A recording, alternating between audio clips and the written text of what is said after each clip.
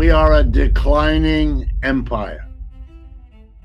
And that, I believe, explains what Trumpism is. They're all going up in price. The inflation's coming back. And who does that hurt? Yeah, the middle and the bottom. Richard Wolff declares, brace yourself now. Something crazy just happened with Trumpism, a shift that could redefine politics in ways no one saw coming. I want to call this one Trumpism, what it all means. If you're like me, you've been amazed and thrown back a bit over the last several weeks since the inauguration by all of the noise and all the drama and all the television moments that have poured out of Washington, D.C. Tariffs, deportations, Trump is going to run for another term, laying off huge numbers of workers without any explanation beyond references to efficiency, which nobody takes seriously or ought to. And what probably rose in your mind, it certainly did in mine, was what does it all amount to? Is there something going on here that could make sense of what's happening? Is there some way to explain the big loud noises that keep coming? And I think there is, and I'd like very briefly to present it to you. Richard Wolff asserts that the United States has essentially operated as a global empire for the last century, projecting power through its military, markets, and culture. The United States has basically operated a global empire for the last century. During that time, it was pretty nice to be on the ride up, at least for those people who enjoyed the ride. Not everybody, not by a long, but for many, it was. Jobs got better, incomes got better, standard of living got better. The working class had to fight hard for those things. The employer class blocked it, delayed it, stopped it every chance they got. But they couldn't prevent the mass of people from fighting successfully for at least a rising standard of living. And I want to argue with you that when the peak happens in every empire, including ours, when you stop growing and prospering, then everything changes. As the empire expanded, the US dollar became the global currency.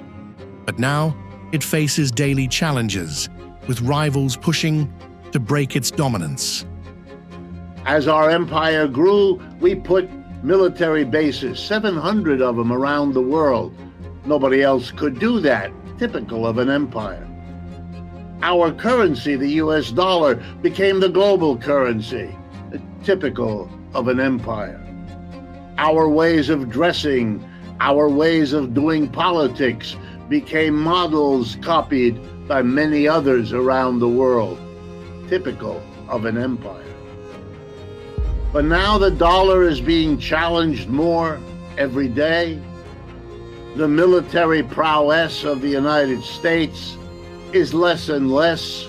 The wars in Vietnam, Iraq, Afghanistan now are not being won, they're being lost.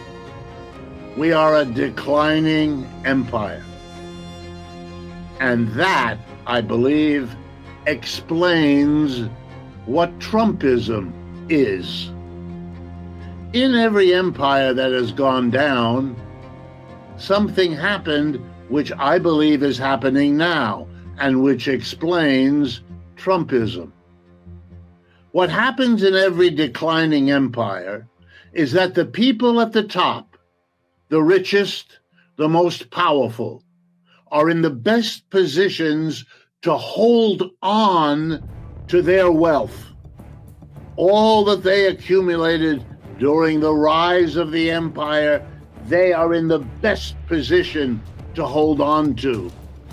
So that even though the empire is going down, they hold on to their extraordinary wealth. And here's what that means. If the rich and the powerful don't see a decline for themselves while the empire as a whole is going down, then the burden of the decline falls on the middle and lower classes who are not in a position to protect their wealth, modest though it may be, from the decline.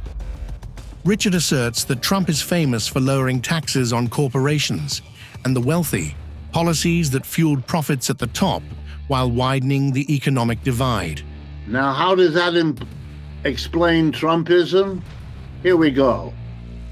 Mr. Trump is famous for lowering the taxes on corporations and the rich. He did that in his first administration in 2017. At the end of 30 to 40 years, when wealth had been redistributed from the bottom and the middle to the people at the top, the crazy wealth of the Warren Buffetts, of the Elon Musks, that kind of thing.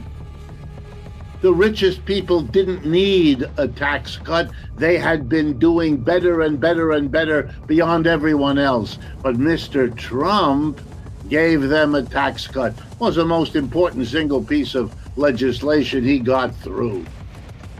That's really important. What else is Mr. Trump doing?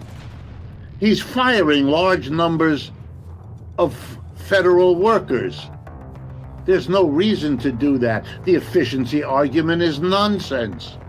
There were more people being fired than any efficiency study had recommended. In any large corporation, if you want to become more efficient, you hire an efficiency company. They come in, they study, they take some time, they get the experts, and then they come up with suggestions. Anyone interested in efficiency knows that's how you do it. That's not how Mr. Musk and Mr. Trump are doing it. They're in a big rush. That's why Elon Musk stands there with a chainsaw. Richard warns that the government wants to get rid of the working class, cutting off their pay so the tax cuts for the rich can stay in place. That's what they want. They want to get rid of working class people, stop paying them so they can keep the tax cuts for the rich. And you know, when you fire tens of thousands of public employees, they have to go looking for jobs in the private sector where they will compete with the people trying to hold on to their jobs in the private sector. And that's going to lead to all kinds of difficulties. For whom? For the middle and the working classes and the poor. That's what's going on. That's what Trump amounts to. A whole program to shift the burdens of a declining empire onto the middle and the lower classes. Mr. Trump wants to take away collective bargaining rights for federal employees. That's the beginning of an on the labor movement, so that they can't fight for higher wages and will have to accept lower wages. And then we get to the tariffs, which are going to make everything that comes in from outside, the coffee in the morning that you drink, the sugar you put in the coffee, the avocado you smear on your toast, the automobile you buy and need, they're all going up in price. The inflation's coming back. And who does that hurt? Yeah, the middle and the bottom, whose real wealth is diminished because their wages and salaries don't keep up with inflation. You know how that feels. You've been living through it for the last several years. Trumpism is the way rich people at the top want to manage the decline of the empire, hold on to all they have, and let the rest carry the burden.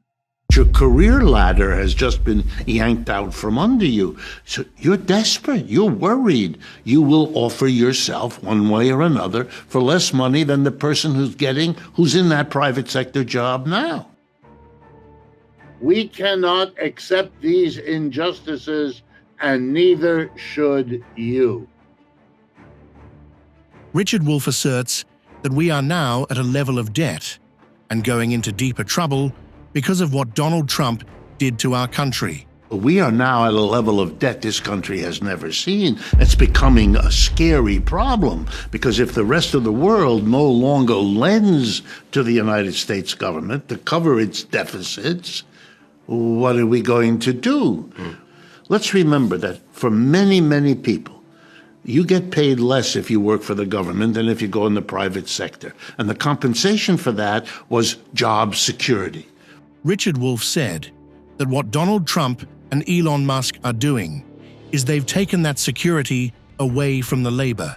What Mr. Trump and Mr. Musk are doing, more than what the workers are that they fire, is they've taken that security away. Where do you think public employees are going to go if either they've lost their job, which is happening to tens of thousands, or they're scared silly that they might lose their job? They're going to go into the private sector. Where else are they going to go?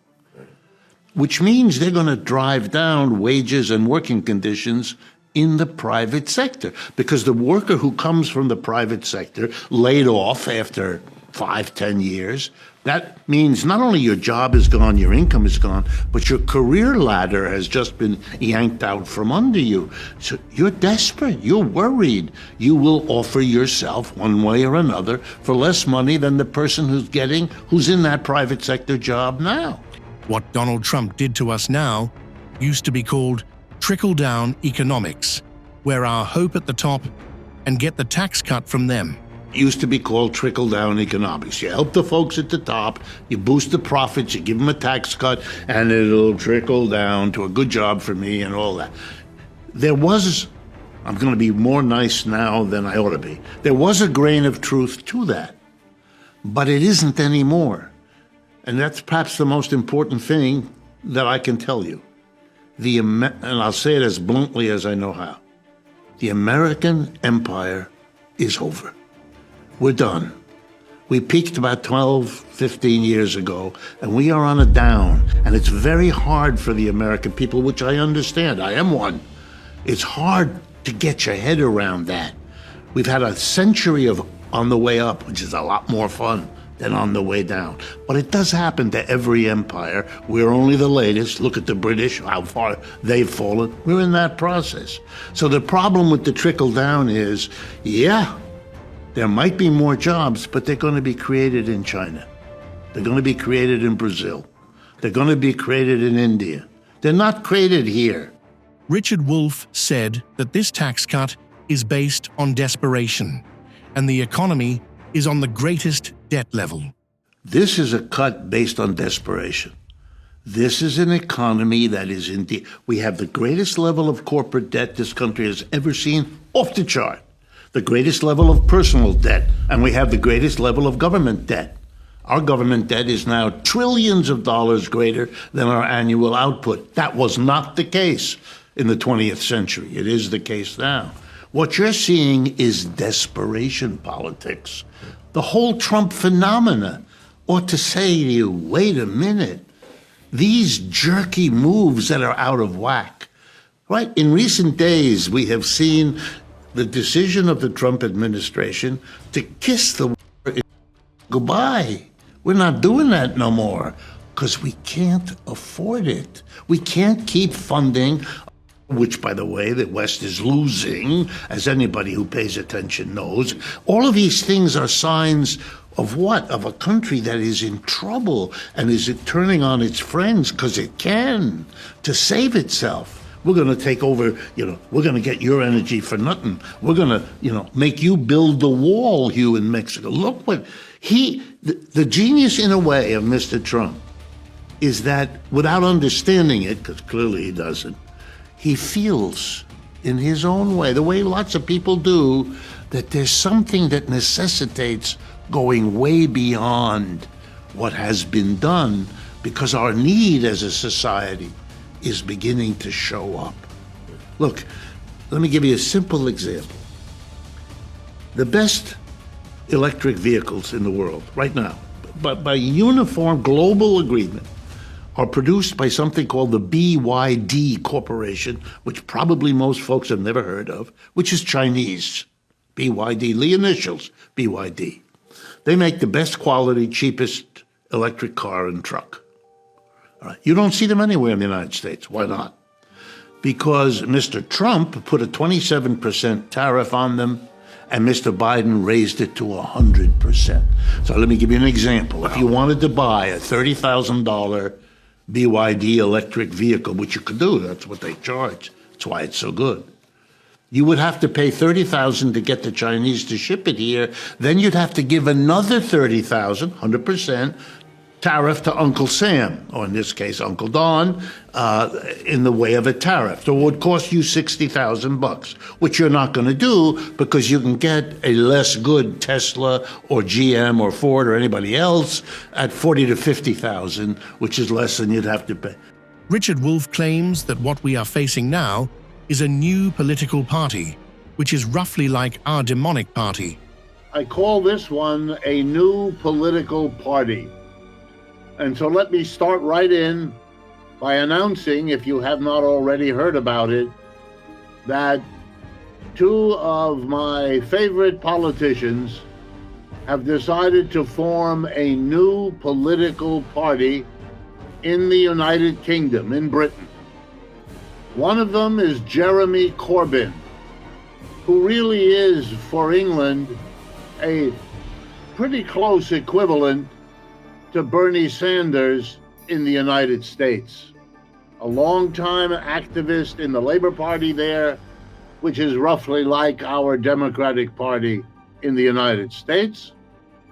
And he has been joined by Zara Sultana, who was a member of the Labour Party, elected to the parliament the way Corbyn had been.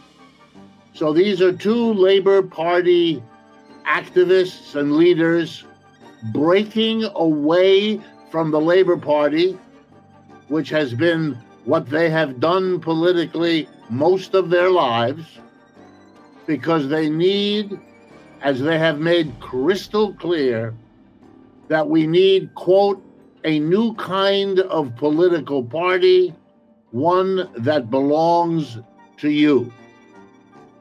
And I want to read the basic statement. The system is rigged when 4.5 million children live in poverty in the 6th richest country in the world, Britain. The system is rigged when giant corporations make a fortune from rising bills. The system is rigged when the government says there is no money for the poor, but billions for the military and the. We cannot accept these injustices, and neither should you. I want to take a moment so that the historical significance of all of this settles in. There is a growing alienation of more and more Americans from the two-party duopoly.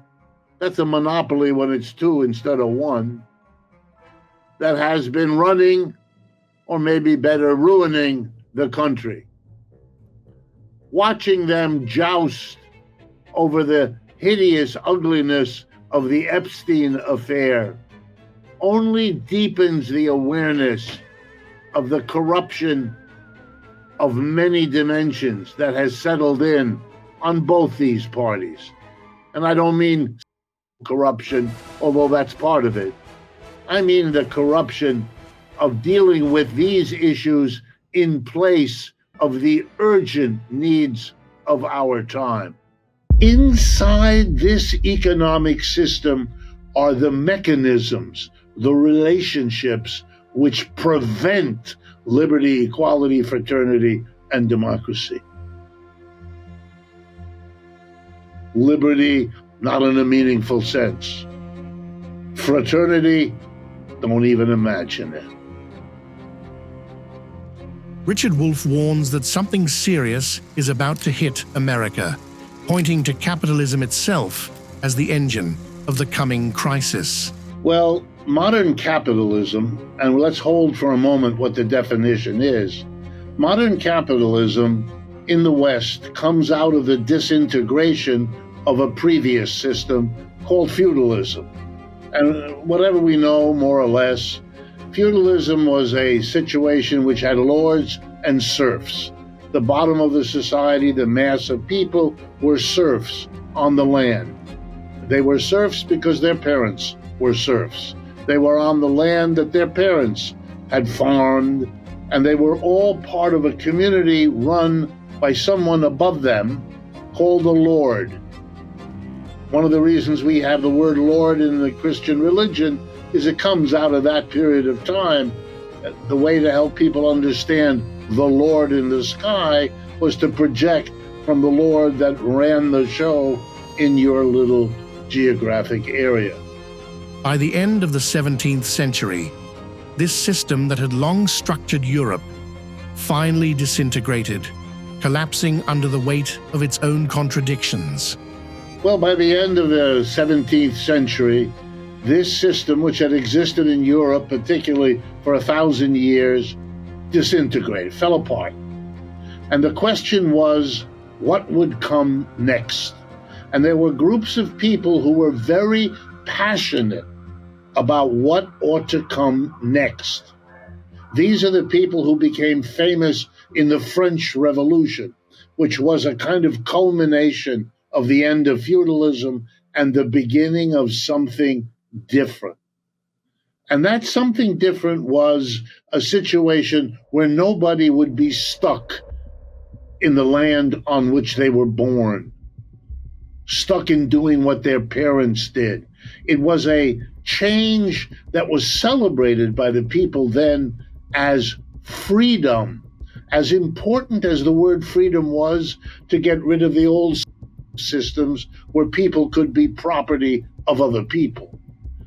Richard asserts that the American Revolution started earlier than people think and shared the same themes of resistance, power, and self-determination.